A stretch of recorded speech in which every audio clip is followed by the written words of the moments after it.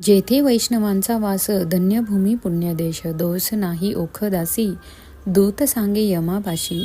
गरुड टकयाच्या भारे भूमी गर्जे जय जयकारे, सहज तया जना छंद वाचे गोविंद गोविंद. तुळसी वने रंगमाळा अवघा हा वैकुंठ सोहळा, तुका म्हणे भेने काळ नये तेने राणे.